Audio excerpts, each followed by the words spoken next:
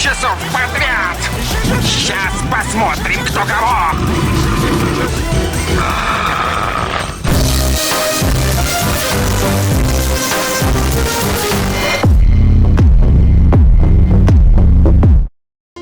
Начало 2000-х было одним из самых революционных периодов в отечественной поп-музыке. Ну, в каком другом временном отрезке нашей страны вы смогли бы увидеть двух целующихся девушек, искренне отыгрывающих нетрадиционную сексуальную ориентацию, и услышать играющую из каждого утюга песню «Мальчик гей». Российские продюсеры после окончательного падения железного занавеса успели набраться опыта, как следует вдохнуть свободой, и 21 век стартовал с бодрыми, прогрессивными музыкальными проектами, которые не боялись удивлять слушателей. Порой, конечно, они удивляли лишь своей кривизной и убогостью.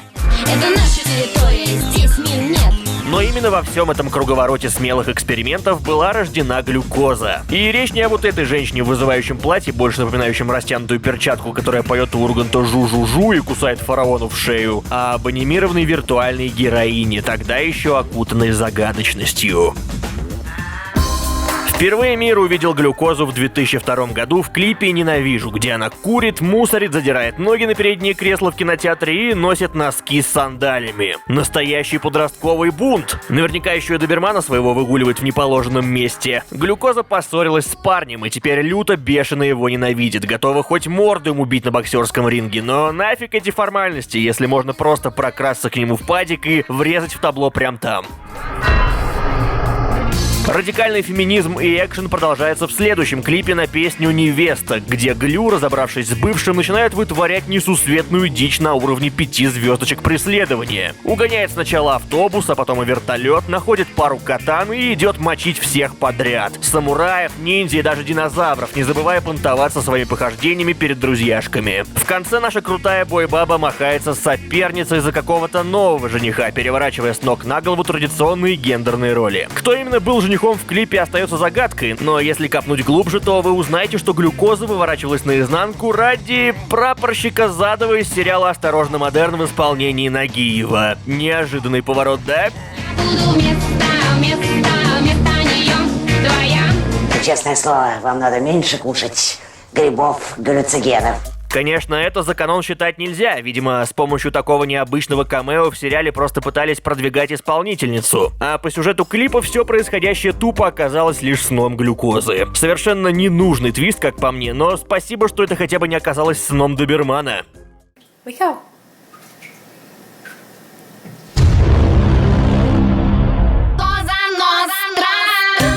Третий клип «Глюкоза Ностра» продолжается как раз с того момента, как героиня просыпается. И что же мы видим? Платье невесты из предыдущего клипа. Может, это все-таки был не сон, а нереально дикая тусовка, оборвавшаяся потерей памяти? Ну, перепила, с кем не случается. Как бы там ни было, с Будуна Глюкоза сразу же отправляется со своими вчерашними собутыльниками колесить по ночному городу, набрав с собой побольше пушек, ибо мало ли что. И вполне возможно, что они просто массово ловят белую горячку, но на них вдруг начинают нападать демоны, черти-вампиры, с которыми ребята разделываются в лучших традициях Блейда и Матрицы, вырезая заодно и главаря этих монстряк. И вот снова поворот. Вы не поверите, но все происходящее в этих трех клипах оказывается всего лишь компьютерной игрой, в которую рубилась Наташа Ионова. А кто это?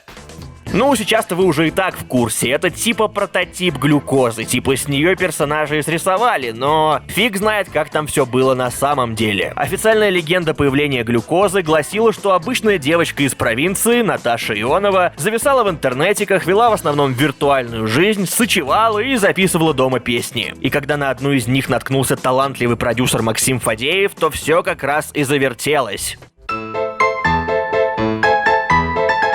Но как только в Наташе узнали актрису из Ералаша, легенда начала трещать по швам. Простые дети в Ералаш уже давно не попадают. В качестве актеров, как правило, берут блатных отпрысков, сына Медведева, например. Как Наташа Ионова попала в Ералаш, история умалчивает. Известно только, что, по ее же словам, в те времена она уже экспериментировала с разнообразнейшими наркотиками. Вот такусенький кусочек откусишь, сразу сразу копыта отбросишь. Пока Наташа ловила глюки, ее каким-то макаром поймал Фадеев, который вытащил деваху в люди, решив сделать ее лицом проекта «Глюкоза». Лицом, способным открывать рот под фанеру и гастролировать. Потому что отправить в тур мультяшку, видимо, задачка неподъемная, а клипы в дорогущем на тот момент 3D нужно было как-то окупать.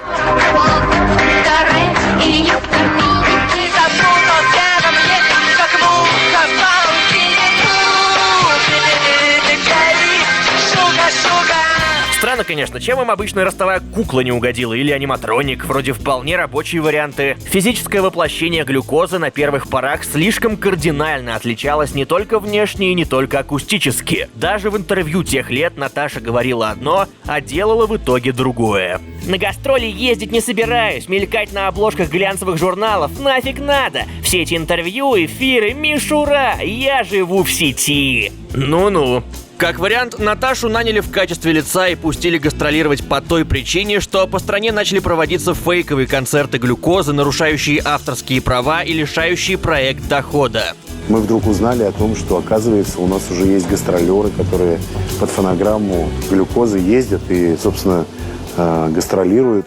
Проект «Глюкоза» изначально позиционировался как полностью виртуальная группа, скрытая за плотной шторой таинственности. И на протяжении первых 2 клипов все так и было. Зрители гадали, чей же голос звучит за кадром и кто же является прототипом 3D-модельки. Теорий было много, и Жанна Агузарова, и компьютерная говорилка, и обработанный голос продюсера Максима Фадеева. До сих пор в кругах фанатов ходят слухи и споры о том, кто исполнял первые песни. Вообще, как только глюкоза раскрыла свое настоящее лицо, начали происходить довольно странные вещи, отпугивающие аудиторию, клюнувшую изначально на классные мультики. Ну, то есть, коллаборация с Веркой Сердючкой и песня про то, как глюкоза специально забеременела от мужика, чтобы выйти за него замуж. Чё? Жениха хотела, вот и залетела. Ла-ла-ла-ла-ла.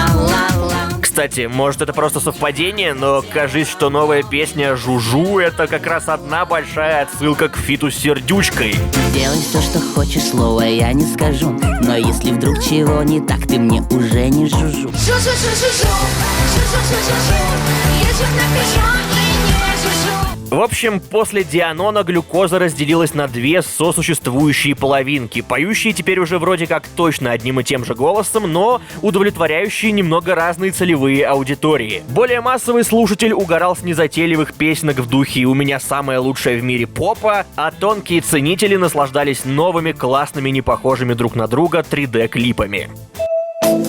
«Снег идет» — необычный для глюкозы клип. В нем вообще нет никакого экшена, но тем не менее для многих он чуть ли не самый любимый, потому что какой-то более жизненный и ламповый. На протяжении всей песни, пока валит снегопад, героиня просто тусуется во дворе со своим псом, выжидая небезразличного ей человека, который ее старательно игнорит. Стою и жду тебя, как дура.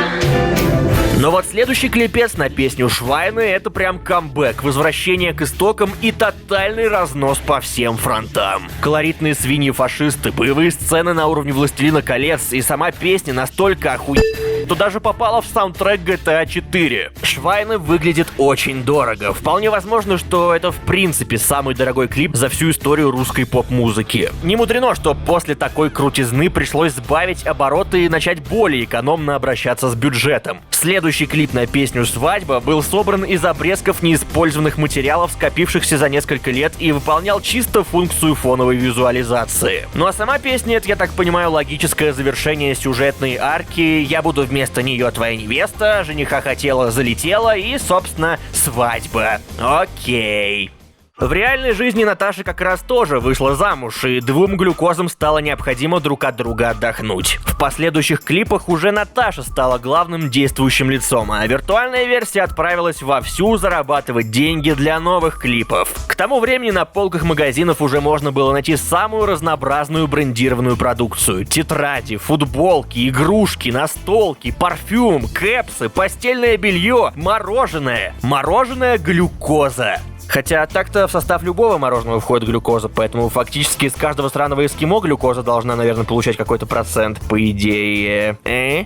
Были и книги о приключениях полигональной девочки, в которых более подробно раскрывается виртуальный лор. Ну и само собой дело дошло и до видеоигр про глюкозу, ведь куда ж без них-то после всех этих клипов. Целых 2 игры на ПК по мотивам Швайне. Простенький шутер Глюкоза Экшен с видом сверху и мини-стратегия в духе Warcraft Глюкоза Зубастая ферма. На нас напала армия свинозы. А я, как назло, свой любимый дробовик оставила в амбаре около поля.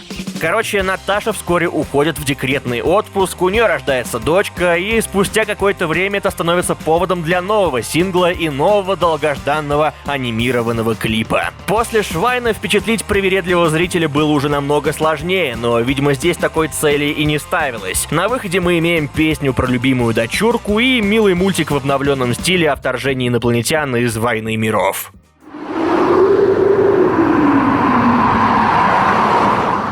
Наконец, в 2011-м вышел эдакий приквел «Следы слез», «Origin глюкозы» и история знакомства с доберманом в духе японской анимации. Увы, клип остался практически незамеченным, возможно, потому что сделан слишком на серьезных щах, без стёба и прикольчиков.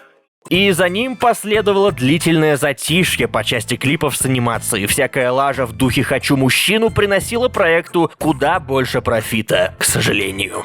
Казалось бы, вот и все, конец виртуальной глюкозы. Теперь осталась только Наташа, и мультики уже никому не нужны, но, как вы знаете, все оказалось наоборот. По-настоящему эпичного возвращения пришлось ждать аж 7 лет. Недавно вышедший клип под режиссурой Найшулера вернул интерес публики к глюкозе как раз благодаря талантливой команде, нарисовавшей этот сочный шедевр, нафаршированный деталями. Что до самой песни за авторством Шнура, ну, скажем так, клип настолько хорош, что им можно без проблем наслаждаться и с выключенным звуком.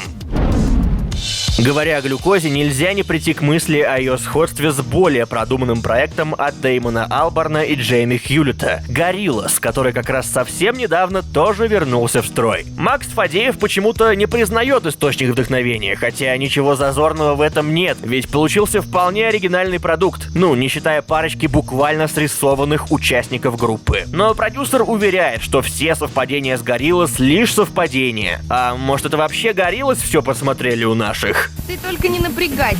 Но тему Gorillaz ты все равно не объедешь. Все-таки они весь шоу-бизнес поставили на уши. Ну а тебя постоянно с ними сравнивают. Ты проочивал моих? Уже совсем скоро в Москву, наконец, впервые приедет с живым концертом группа Gorillaz, и было бы просто нереально круто пустить им на разогрев глюкозу, чтобы круг замкнулся. Почему бы и нет? В виртуальном мире возможно все. В новом клипе моих любимых музыкальных приматов, например, просто взяли и заменили зеленомордого басиста Мёрдока на второстепенного персонажа из мультсериала «Суперкрошки», объявив заодно, что у двух проектов общая вселенная. Прикольно, но что реально бы взорвало всем мозг, это кроссовер Gorillaz с глюкозой. Жига, ты не горила, я тебя за это любила. Жига. Спасибо за просмотр. С вас лайк за ностальгию по нулевым, ну а с меня, как всегда, низкий поклон.